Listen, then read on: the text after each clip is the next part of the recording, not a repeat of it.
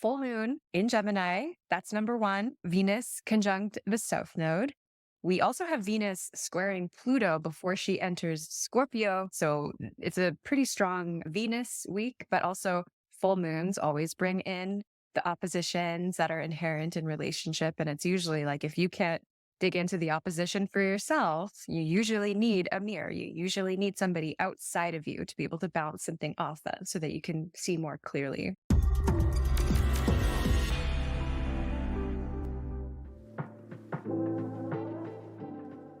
Hi, everyone. Welcome. We are so happy to have you here with us today. You are now part of a global astrological discussion that takes place each and every week. So if you're new here, please don't forget to hit that subscribe button and the notification bell to stay updated on all of the current content and the new content that we have in store for you. For those of you who do not know me, my name is Jamie McGee. I'm an astrologer and one of the hosts here at Astrology Hub. Okay, so today we're going to be exploring the astrological influences for the week of November 27th through December 3rd with Astrologer Connect astrologer Nura Rachelle. Now, before we do, I just want to make sure that I give you guys this one quick announcement, which I'm sure you've already heard about, but we are going to be taking a brief pause in December. So that means that this is the last weekly weather that you're going to be seeing for just a couple of weeks. Now, we're doing this so we can get nice and refreshed and rejuvenated on this podcast. This is a time for us to kind of work behind the scenes to bring you some exciting new shows or offerings when the new year comes around. But we're not going to be silent through December, so don't worry about that. We'll be able to engage with you by sharing some of our older podcasts, things that we have restructured, and we really want to make sure that you're still aware of. There's some really golden, beautiful things that we have explored here on Astrology Hub that you'll be able to enjoy during this hiatus. We are always endlessly grateful for your support and that curiosity that you have about astrology. It definitely fuels our community. Your enthusiasm is what drives us to delve deeper and bring fresh perspectives to this podcast. Now, as we prep for this exciting new chapter, we invite you to enjoy everything that we have in store for you in this coming month. We're really thrilled about what we have on the horizon for you. I wish we could tell you more right now, but we're just going to have to be in suspense and we'll catch you in January. But for right now, we get to delve into this beautiful week ahead with this absolutely beautiful astrologer, Nura Rachelle. Those of you who haven't met her yet, you're in for a treat. Nura integrates astrology with energy work and yoga principles to foster self-love and a lot of actionable insights, which is what we always need. When we have the tools now, what do we do with them? And I love the insights that she brings. But welcome in, Nura. It's great to see you. Thank you, Jamie. It's great to be back. And what an honor, too, to get to share right before this hiatus. I think it's also so wonderful to take a break and just refresh and rejuvenate. So needed. Yeah. The week that we're signing off on, what would be the theme that you would say that we're stepping into right now? So finding the right people to talk to so that you can come to more expansive understanding. That is really what has been coming through for me. Finding the right people to talk to. Look, and everyone listening, you're in the right place. It's like you're on your way, right? So, what would be your suggestions to finding? Is that kind of like finding your tribe? Is that what you're thinking about? Or safe vents? I think it could be. It will depend on where you have certain transits moving through your chart, but there's such a strong theme of one-on-one relationships as well. So I have a few different transits that are coming to mind specifically about that I know we'll talk about more, but really the purpose of Sagittarius season energy is for this consciousness expansion. But in order to come to what is the highest expression of that right now, I think mirroring and really understanding who we are allowing to be our mirrors as well is going to be a really big theme. I love that. And as a Sagittarius rising in a stacked Sag house, I can tell you personally, I've already been experiencing that. I was working on that, moving up to this, really noticing what I let into my energetic field. Was I addicted to the negative emotion or the positive emotion? And how could I interchange that or work with that? So I love that that's kind of being pulled into the collective. So, what are some of the biggest transits we'll look at this week that are influencing this theme? So full moon in Gemini, that's number one. We also Okay. have Venus conjunct the South Node. We also have Venus squaring Pluto before she enters Scorpio. And then we also have Mercury entering Capricorn. So it's a pretty strong Venus week, but also full moons always bring in the oppositions that are inherent in relationship. And it's usually like if you can't dig into the opposition for yourself, you usually need a mirror. You usually need somebody outside of you to be able to bounce something off of so that you can see more clearly. Absolutely. So, like with the full moon in Gemini, that's like a dualistic kind of energy, or like a changing energy, mutable. Like, do you have any tips for the audience about how to work with the full moon energy this week? Anything that they want to keep in mind with that elevated energy? I think it's staying open. One of the Okay. highest expressions of Sagittarius is being open minded. And then with Gemini, it's curiosity. So, open mindedness, curiosity, I think that can really carry us through. Okay. Awesome. So staying open and being very curious. And then like Venus into Scorpio. Do you have any feels about that energy? I love that though. I think it's where we get to go deep, but I love your Yes. Yeah, that's really what it is. It's going in deep. I think with after having all of these conversations, how do we go in and emotionally process it? So I think first with Venus and Libra, we become more aware of who is mirroring, who we are allowing to mirror, who are we talking to, who are we reaching out to and leaning into for support. And also, whose voices are we allowing to maybe create some sort of projection field around us, around who we are and our own values? And then when we move into Scorpio, now we start to process that and integrate it and feel it and really see, okay, what of that is true? What if that actually passed the test? Like we start to go into the alchemical cave of, okay, what starts to pass the test of what I'm taking with me into the future? Yeah, that's rich. I love that. We can take a little bit of an internal dive. I just keep thinking about like your whole theme, like finding the right people to speak to or talk to. What would be something to look for to know that you're talking to the wrong people? Like what triggers would you notice? So, one of the shadows of Libra is projection and codependence. And so, if we are finding that we are feeling pretty dependent, or almost hyper dependent on what somebody else's projection of us is, that could be an indicator of like maybe this either isn't the right person to be talking to. Maybe we're putting a lot of expectations on to other people to understand us. And something that I've really noticed in working with Libra energy is that not everybody has the same capacity to hold space for us. And even if that person in some moments in time has the capacity to hold space for you, maybe in that moment that you're trying to talk to them, they don't. So I think there's an awareness of I can't I can't look at every single interaction, even with the same person on equal footing in terms of how much of myself I'm able to open up or how much truth or reliable information I'm always able to get. Like we have to keep coming back to these relationships in the present moment and not just having these expectations or even, the need for somebody else to understand us or be able to give us reliable advice. It's going to be very dependent on the energy that both people are bringing to the table in that moment. So I feel like that's where that is coming from, really observing the shadow of Libra, especially because Venus will be with the South Node. There's some sort of shadow tendency coming into play here where we want to look at not only the relationships of specific people, but our own relationship dynamics. Like maybe where do we have a little bit too much dependence on what somebody else is saying or what somebody else is thinking of us that can sometimes feel a little bit disempowering to our own self understanding. Like we can rely too much on the projection of others and start to believe that that's who we are or that that's our value.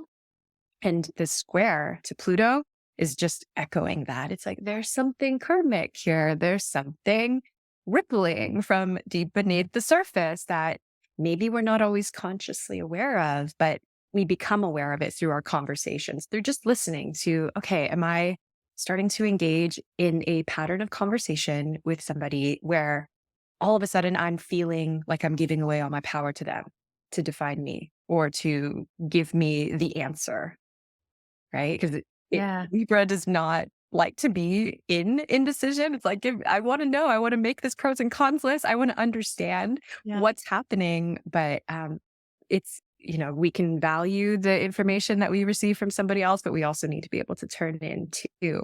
So it's finding that balance. Beautiful. And I can see like this, really playing out in like one-to-one relationships. But I'm also thinking too that like in our modern age, unfortunately, a lot of our relationships are online. Are there like I posted this and only so many people liked it or so many people engaged it or whatever. Like we're looking at the response from the collective are people that we like, oh, well, no one said this, they like this, or vice versa. Do you think this energy will kind of play into that? I think Other thoughts? so. Absolutely. I think there's Okay. a lot of ways that that could come up. So, in an example of maybe somebody disagreeing with something that you wrote or having just a different opinion, I think it's first of all just having factual awareness of what's going on. Like, is this a person that you continually engage with online, or is this a random stranger who just is really opinionated? I think sometimes we kind of say, oh, everybody's equal on the internet, but it's like, but that's not real. Like, that's not true. I don't think we should be necessarily giving everybody equal power of, their opinion influencing us online. I think it's always, we have to be more discerning and more able to spot the nuance and the details. It's like, oh, my friend who's commenting to something online, I'm going to listen maybe a little bit deeper, or I'm going to lean into the nuance of what they're saying. And maybe when it's a perfect stranger, I'm going to take it with a grain of salt. I don't know how much of my content they've engaged with. I don't know what's going on in their life. Like, there's so many missing Yeah. details. Mhm. And I think that sometimes we just take it at the surface level. Like, that's sometimes another shadow of Libra is to stay in the shallow end. So we'll take things on the surface level and make it mean something. And I think with the South Node involvement here, there's an opportunity to actually let go of some of that. It's almost like we can see, where have we been really attached to, if we're talking about social media, like attached to likes or followers or people engaging and feeling like that's building up our worth, maybe we're getting the opportunity to see, maybe it's not about quantity, maybe it's more about quality. Like, I want to have real, meaningful engagement with people rather than just, um, you know, people just trolling or Oh, I love that. Quantity over quality. I think that that's a brilliant line right there because that's something that I do think that gets overlooked and the richness of it. And just, I think I've worked with the public a long time and I've noticed that sometimes we're all human and we all kind of get into our own funnels. We all see things a certain way. And a lot of times when like some kind of lashing or some kind of comment has come that way, a lot it doesn't have anything to do with you. Like they've had a fight with their partner that day, they've had a bad day at work or whatever, and you're the source. You're the source that it comes out at.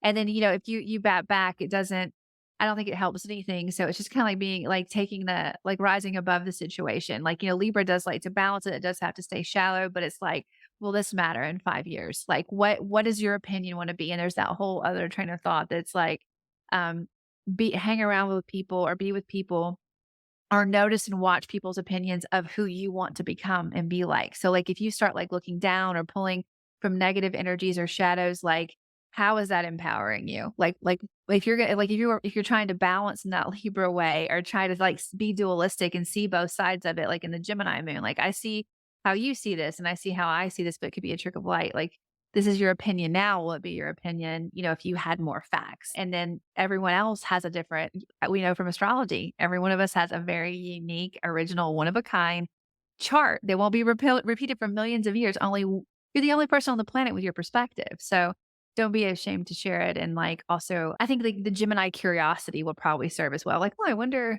if you're having a bad day. I'm going to send you, I don't know who you are, number such and such with no profile picture, but I really do hope you have a great day. Kind of like close your eyes and Absolutely. Yeah. And there's something interesting too that comes up in all of that. It's like, in this digital age, we have very interesting assumptions and expectations of other people, where we think because all knowledge, all information is readily available, we have this expectation that everybody should know everything and have the same, yeah. very similar opinion about it. And I think we're always kind of working through the shadow of that. And so that could be something, especially with the full moon from Sun in Sagittarius shining on Gemini, where we're seeing that, like, where are we making assumptions? Yeah.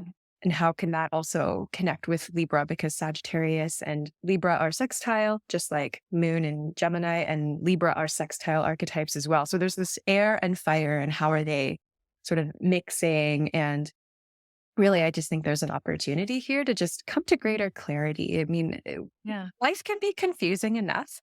Yes, yes, How absolutely. can we make it a little bit more simplified for ourselves? Well, I'm so curious how this is gonna unfold over the days. So, like, let's dive in. Monday, what is going on Monday, and how can we work with that?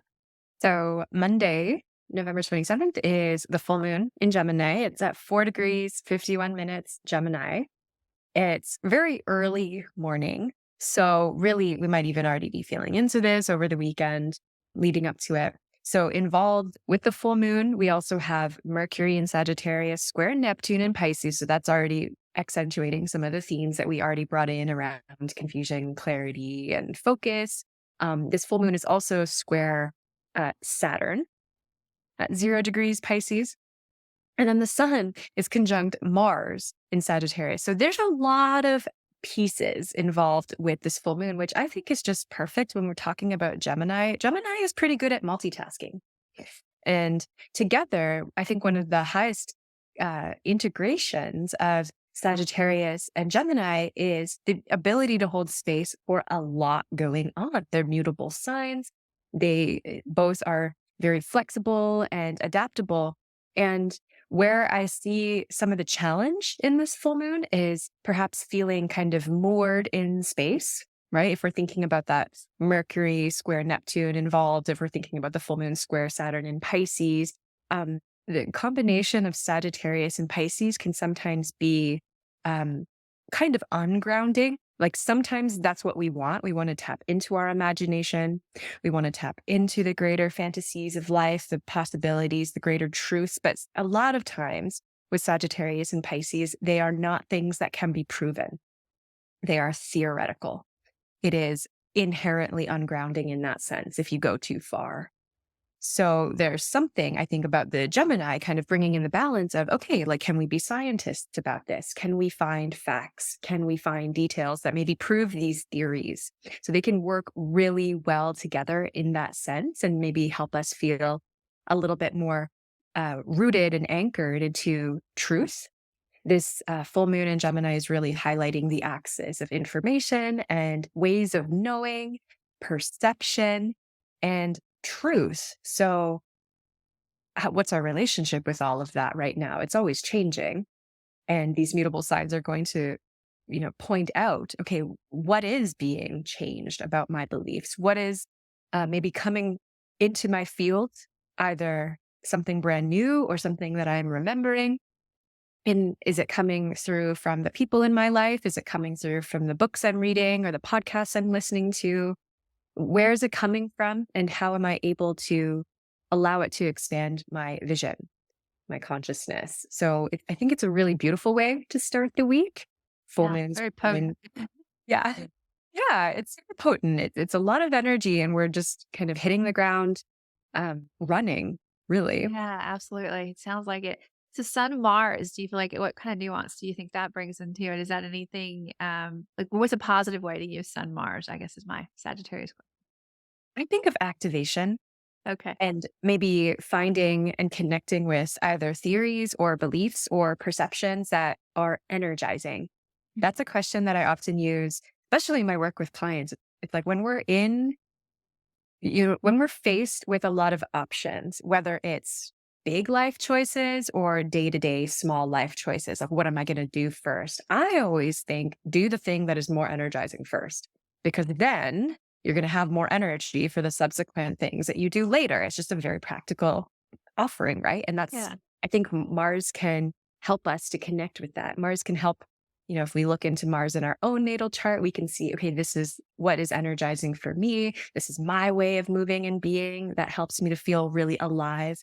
And then with the sun and Mars both being planets associated with vitality, them coming, the conjunction was earlier and in Scorpio, but they're still kind of hanging out together Yeah. in these early degrees of Sagittarius. And I think they can be very energizing and maybe paying attention to the beliefs, because Sagittarius is a sign that points to beliefs. What are the beliefs that are energizing for you? And noticing, are there beliefs that are taking away energy? Are there beliefs that are maybe unnecessarily activating or triggering? Like, we're going to have a whole process and spectrum of experience in relation to these transits, but noticing, okay, what am I believing? What am I thinking about that is leaving me feeling energized? Okay, make note of that. What am I believing and thinking about that is leaving me feeling drained and exhausted? And just look at that. Just be aware of that. Brilliant. I love that. I love that balance of that too. Because I do think that, like, I love what you said about the vitality of it, because it almost gives you the courage to kind of keep going. And then when you look at the wisdom side of it, or the truth side, it's like the courage to look at something, a truth that maybe you're not ready for. Like, that's something I think we've been in the mix of for a little bit. Like, well, this is the truth of it. This is what the books look like. This is the bottom line here. And this is what you've contributed. And this is how you can pivot and change, but having that courage and that duality and that flexibility. Good stuff. Love it. All right, well, that was a lot for Monday. What are we doing on Tuesday?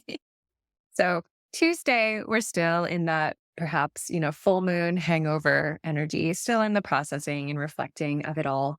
By this time, the moon in Gemini moves forward in the sign and will trine Venus and the South Node in Libra, which I'll be speaking more about that Venus South Node for the following day. But I think the moon trine is going to just help us have more emotional awareness. So, with all the themes that we've brought in already around truth and ways of knowing and conscious conversations and relationship dynamics and projection, the moon in Gemini trine Venus and South Node in Libra, I think is just going to bring emotional awareness of all of that. So we might feel, especially with moon in Gemini after a full moon, we might feel very social, or we might feel very just like more excited, like letting our curiosity take us somewhere. Whether I know for me, it's like if I just need to get out sometimes and go be in public spaces just to tap into the collective energy. It's like, oh, do I want to go to a cafe or a library or just somewhere where it's like, maybe I'll just bump into a stranger and strike up a conversation with them. And that's usually how I tend to feel when the moon is in Gemini. Yeah, yeah. I love it. Like, it's like a lot of times, some parts of the world, like, people still do that. But it's Right. interesting. Last night I was at dinner and I noticed that these two tables were talking to each other, and I thought that they were friends, but they had just met. It was two older couples. And I think that they commented something, and then, like, they were chatting when we got there, and they were still chatting when we left. And I was like, wow, like that's a connection right there. Cause you could hear that there was some kind of energetic. I just wanted to ask them for their charts, but I love that. Like, yeah, I'm just gonna start up a conversation. I'm gonna see how, like, oh, you're going through that too. This is my experience too, and really working with whatever the full moon brought to your life, like getting excited about that. Like, see that? Now where do I go? All right. Yeah. And I think too, with the Venus South Node, there could be an opportunity to bump into an old friend, bump Mhm. into Yeah. somebody that maybe you haven't seen in a while, and it reminds you of a part of yourself you haven't been in contact with in a while. So, Those haunting mirrors of the past, like, "Oh, I remember you. I know who you are because I was that at your age, I was there too." And then you have that, like, knowing look on your face, like, "I know what's coming next," for you can use that Gemini curiosity to ask, your mentors, or be a mentor to other people. But yeah, perfect. so Wednesday, November 29th is when we have the Venus South Node conjunction exactly. And that is at 24 degrees of Libra. So thinking about where you have that in your chart will be very potent. Venus is also in application. She's applying soon in a couple days to that square with Pluto. So I would kind of bring some of that conversation into this, because both South Node and Pluto have strong resonance with karmic themes of our life. And a lot of times looking at the unconscious, looking at where we have become very attached to patterns, where do we kind of get to break up with the familiar in favor of what will actually be in higher service. So thinking about all of the relationship dynamics, whenever I'm tapping into Libra, I'm thinking about all of the nuance of contrasting values and the polarity and the paradox. And we've already been working with that a lot, especially since the eclipse season with the South Node and Libra. And we get to work with this for the coming year. So we're already processing a lot, but having a personal planet or an inner planet come and connect with the South Node, especially the node that she rules. That is the node that she's ruling. And so she's a core guide for this time. I think she really just wants us to look at our past relational patterns and then dynamics and just really get clear on how we got here. I almost feel like With the South Node, there's always a bit of a process of letting go and learning how to surrender and feel safe in our surrender. But Venus can make things feel a little bit more harmonious. It's like um, we can feel more safe to let go if that's what's needed. Like maybe we won't feel like we need to hold on so much because we're in more of that trust that this is actually benefiting me. This is benefiting you. This is benefiting all of us if I'm able to just soften into this change. And that's usually what comes up too when Pluto is involved, the fear of change. Like we want to hold on like death grip to these patterns that we've become so accustomed to that, yeah, I think Venus might just make it a little bit more easeful. Yeah. I can definitely see that too. And it like helps you, it almost gives you like this there's a reason for everything kind of quote. You know what I mean? Venus is like, Mhm. or like that old like country song, like think like by Garth Brooks at the dance. Like we had the dance, like we went through this experience together. This was our time. This was our purpose, and this led me to this point. And I love how it's kind of like a soothing balm because like the eclipses in the fall were a little, they're drastic collectively and personally, and it has and they had us looking at our past and our future. So I think Venus, I like how this energy is going to kind of come in and be like, you know what? Yeah, life has its challenges. But this history, this rich part of it, it's going to carry on with you. Like you're not really letting it go. It's woven into your energy, into your spirit, and everything has a time and everything has a season. And yeah, Mhm. I love that. So I can also see like people from the past coming through, coming back around to help you, like elevate you to get you to that new horizon. Like they may be someone that you've been disconnected from for a long time or it was in a quote, another life because it was prior to being married, prior to kids, or prior to educating, moving, whatever, and insert the variable.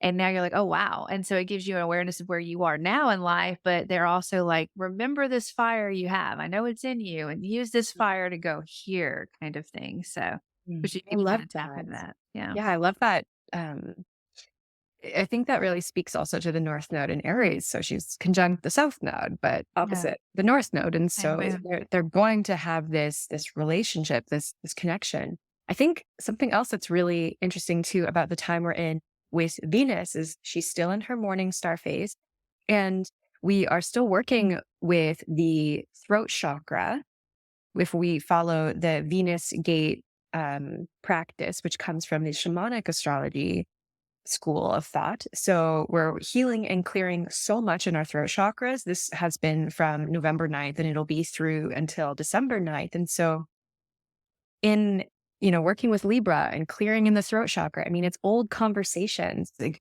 is there something that we even need to remember? I think this is a great time to actually speak things into surrender and talking to other people can help. And this, I think, is really where I was coming to that, finding the right people to talk to. I know something for me, I've noticed in my relationships, especially, is like I can be feeling the need to express myself, but maybe I don't even know what I need. Like, and so then I start talking to somebody else, and then they're not understanding me because I'm not understanding me. Like, I'm coming to a place already kind of with a level of confusion in internal confusion.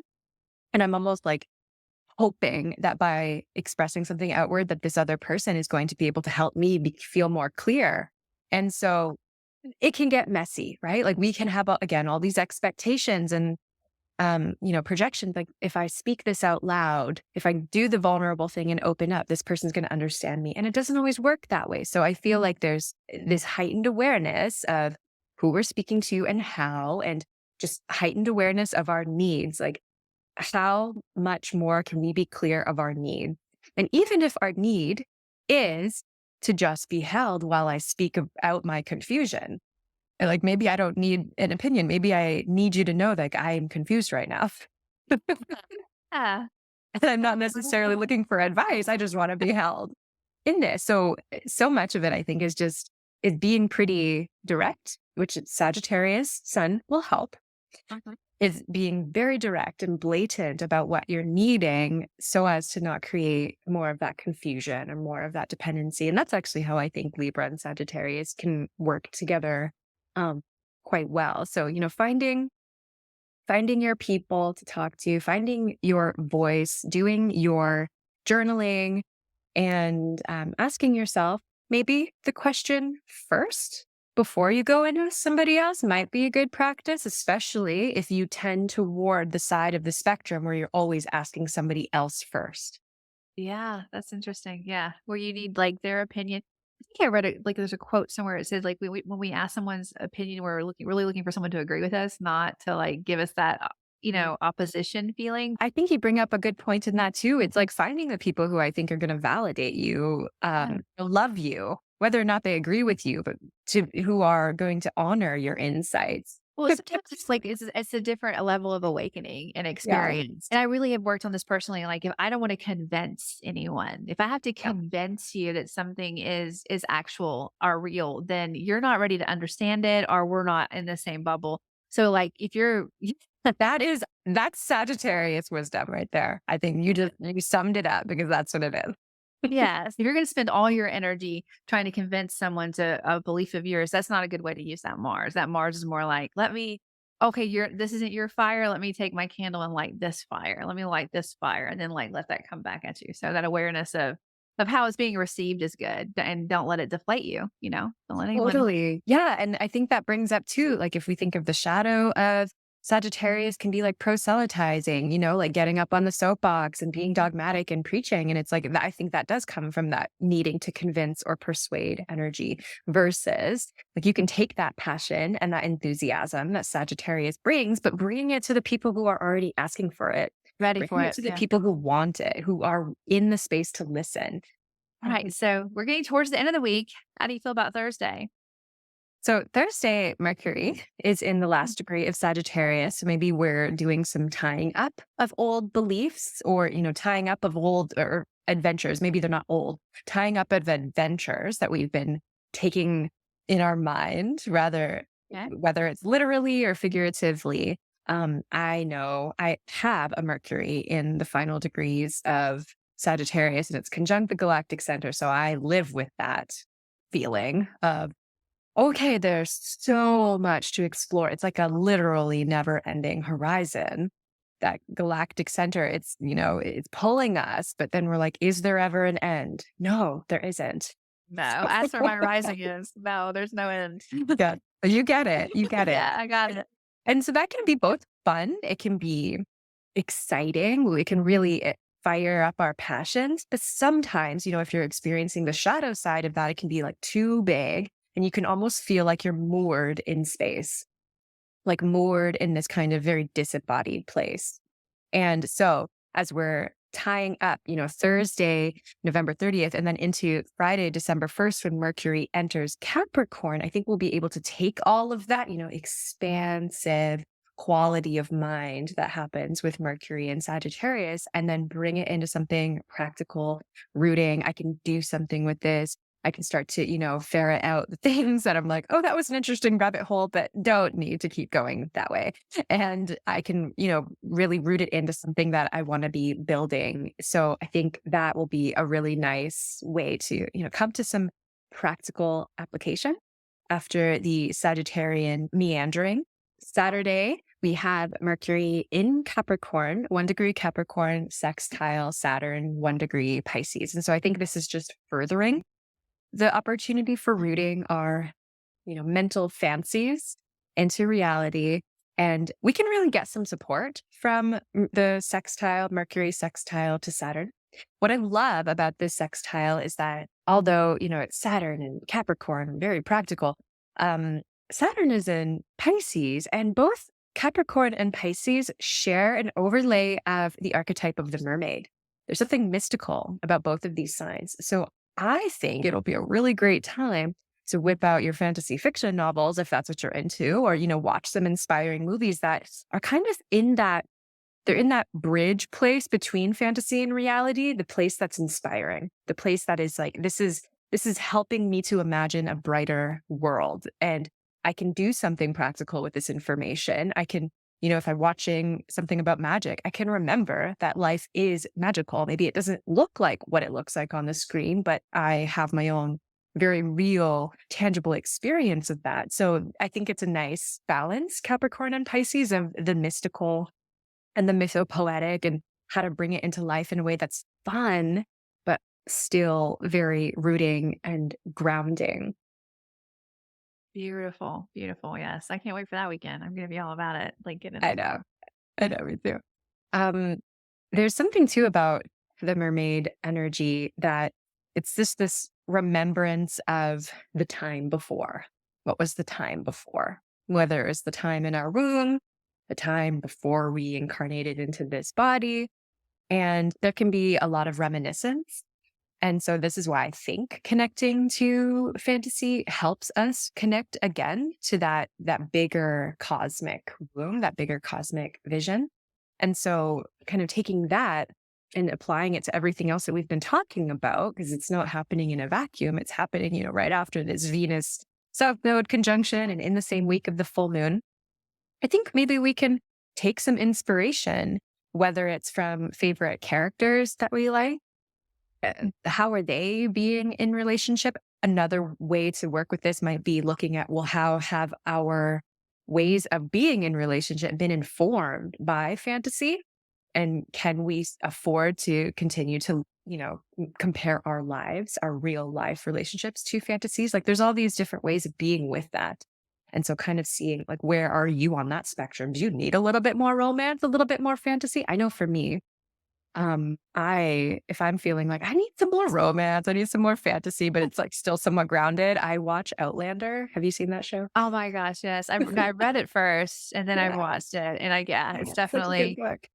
yeah, kind of brings in all the elements of it for sure. Totally. So that's an example that comes to mind. And it's real enough that it's like, maybe this is possible. Maybe I could just step in to another portal of Yeah. existence. I could time travel. This is bringing in all of the Capricorn and Saturn, like history, like historical Yeah. fiction could also be part of it too. So That's a beautiful archetype to kind of call in because it is a very practical situation where magic is used and like having to yeah. I love how it kind of like turns around for the week though. You know, because just like it's just like this big bowl of like, this is how we step into um a big full moon energy, a lot of opportunity. We have this like reconnection with our like it's like a youthful but also grounded, your past, going deep, having a lot of energy, and then kind of ending it on this really practical note to be it seems like there could be some aha moments, especially like this time of year, because we're watching familiar movies, we're listening, they're going to familiar places and songs, and those memories are coming. They're really rich right now, whether they're positive for you or challenging, or it's almost like you can go into the movie of your own life. And that practical magic could be like sometimes I envision if I could go back and tell my 12-year-old self something or my 18-year-old self something, what would I tell her if she was sitting across from me? Like, how would I guide her? And like almost envision like what would like imagine what that person would do if she had known this information at that time in her life. Like what world would we be living in, you know?